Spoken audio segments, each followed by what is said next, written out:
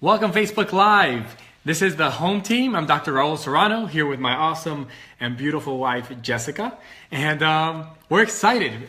We love doing this. This is a time where we get to just share with you guys, the spiritual, the mental, the physical challenges of raising a healthy family. So we just love and appreciate you guys. We love the fact that you guys are sharing this. Guys, this is not just for us or even by us, for us. This is for you guys. So we ask that the only thing we ask you to do is to share this with your friends, share it with your families, and we can spread this message of health. So we're excited today because this is week 2 of revamping your family's nutrition, and today's the biggie. It's taking control of the sugar issue. So we're going to be taking control of the sugar issue today, but I'm going to first review what we did last week on the first week of this. We mentioned that about 2 years ago we took in our daughter Adriana, and she was 7 years old at the time. And her nutrition wasn't the best at the time. She was used to McDonald's, bad foods, the bad oils, the sugar. I mean, all the things that the typical child would be addicted to. So we wanted to share this because how do you transition? We understand that it's not easy. We understand it's difficult. So how do you make that transition? And last week we said it starts with the oils. You don't start with sugars. It starts with the oils and fats.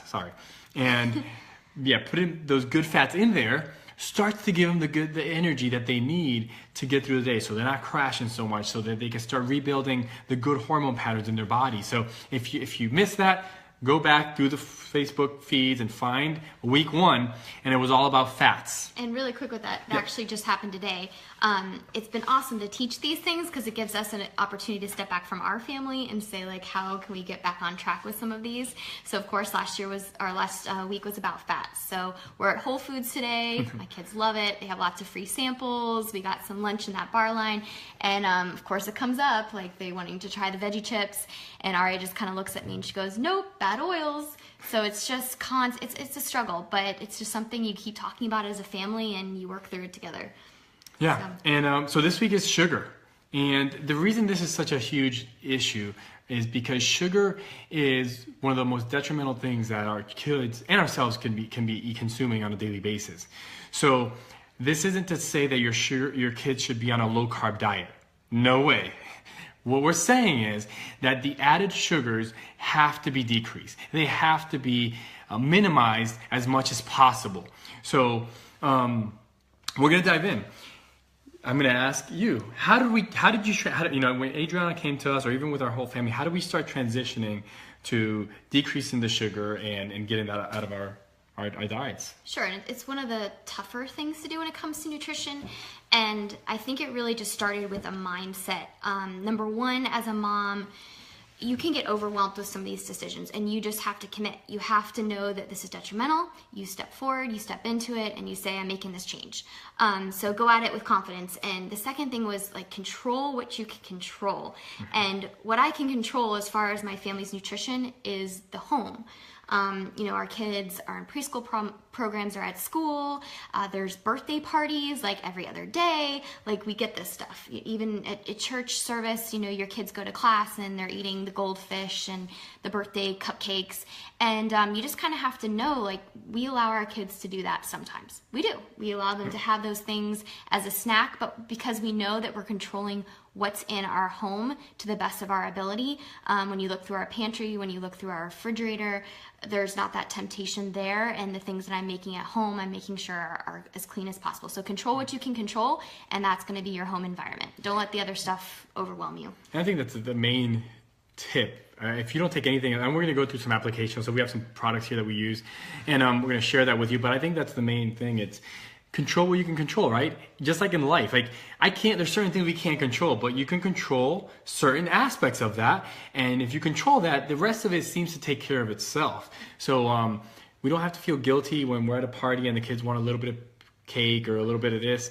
And to that point, well, let me ask you, so we're controlling the household. We know that we're going to control the household. So how do we start then eliminating the stuff at home? How do we start that? Right, so let's do two-step process. First, we have to remove some things, and then we have to add a lot of things. So removing would be all the added sugar. So there's pretty much anything that's in your pantry that would be sweet, like the cookies, all of that extra stuff. If it says any kind of sugar in the ingredients, we got rid of it. So what other things did we get rid of? We don't have sugar at our house. We don't have pre-made cake mixes. It just does not exist. We don't have ice cream, treats, none of it. So what that means is what I did have to add is some really great healthy recipes into my house, and I make most of our desserts or our treats. And what does that mean if I don't have sugar? How am I making things sweet? First is going to be the natural sweetness. So anything God made, we know that fruit, strawberries, all that stuff is sweet, but it's not something that man added sugar. It was already in the fruit itself. So berries, we do a lot of strawberries, blackberries, blueberries. Once in a while, we'll do some bananas. We try to go for the lower glycemic fruits. So we do have a lot of fruits, and that's sweet. Another great thing that's natural sweetness that goes in a lot of my desserts is dates. And you'll also see a lot of those if you make like homemade bars. Dates is a great option for some sweetness. Instead of sugar, the #1 sweetener that we use is stevia. So here's some kinds. You can get hold it up so they can see it. the bigger bags of stevia. This is a great one you can throw in your purse to add to your coffee. The thing with stevia is when you are making baked goods, as far as desserts, it doesn't cook as well, I've found. So I usually tell moms, if you take whatever amount of sugar was in the recipe originally, if you cut that in half and use half of that amount of stevia and then half something called xylitol. Xylitol is a sugar alcohol. So we also have some xylitol on hand. I don't use that a lot, but it is nice if I am baking something and I want it to cook correctly.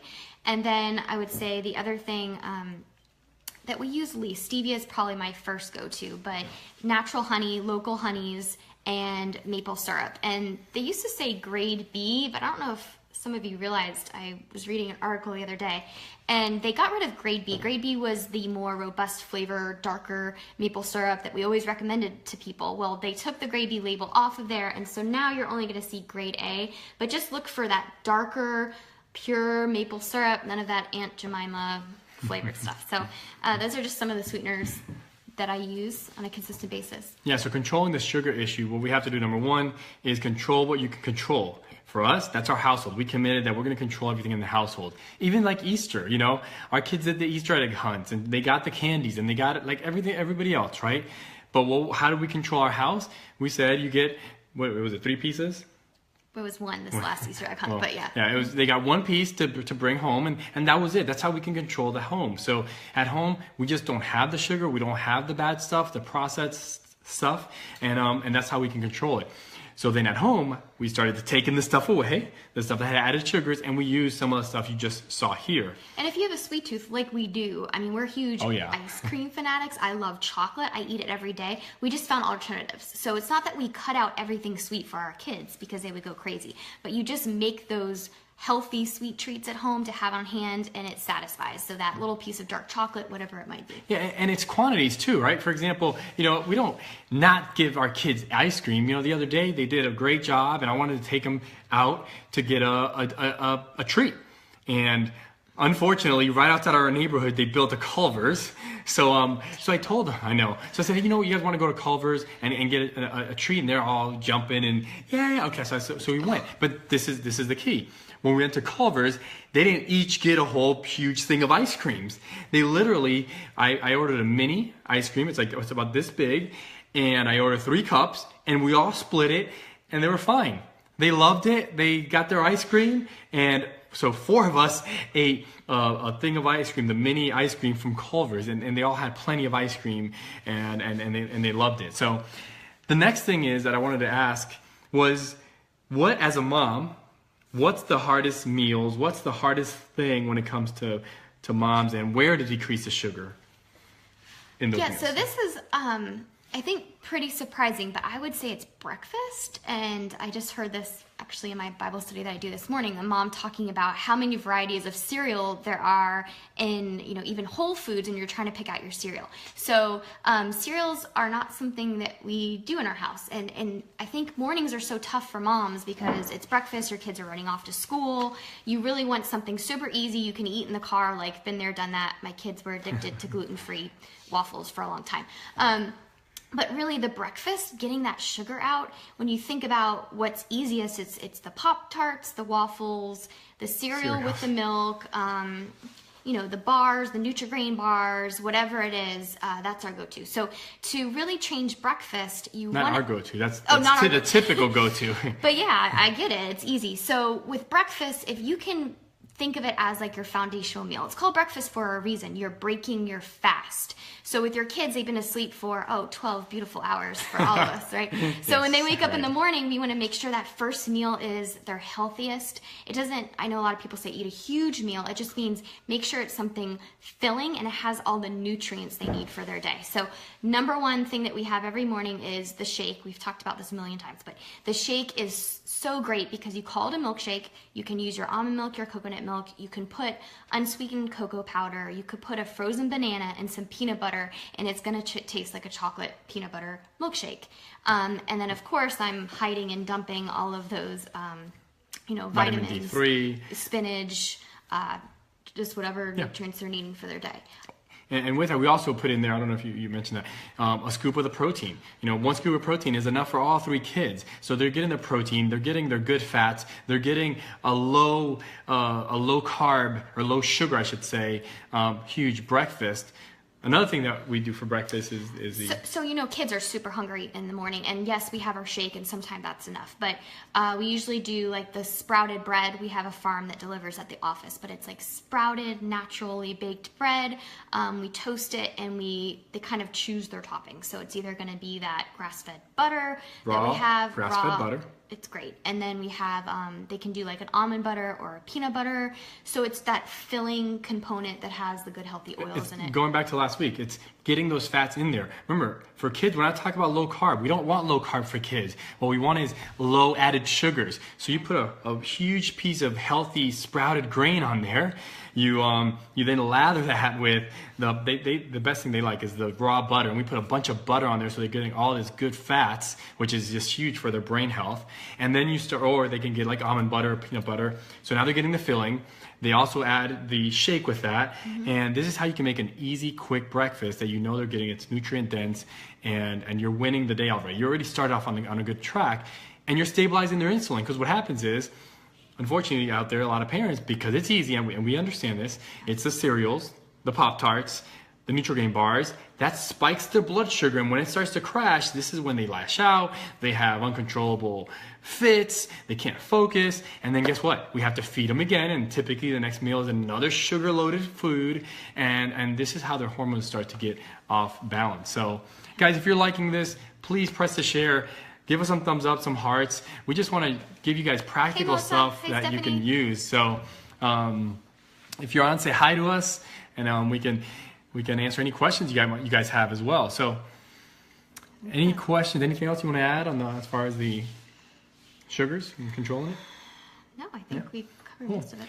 Thanks for the thumbs up. So last week, let's just recap. We talked about the healthy fats, and we have to put those healthy fats in there. It's essential to start with fats, because healthy fats is what rebuilds. It builds their brains. It gives them the energy they need so they don't crash.